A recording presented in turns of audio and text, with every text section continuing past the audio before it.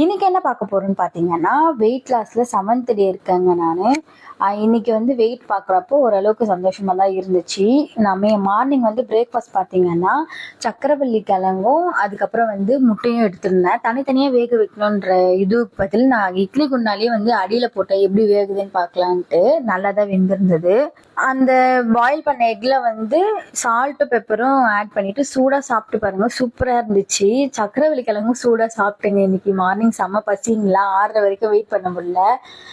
சீரக தண்ணி எப்பவுமே ஆட் பண்ற மாதிரி போர் அடிக்கும்னு சொல்லிட்டு வீடியோல ஸ்கிப் பண்ணிட்டேன். நான் சீரக தண்ணி டெய்லியும் காலையில வந்து அதை ஃபாலோ பண்றேன்.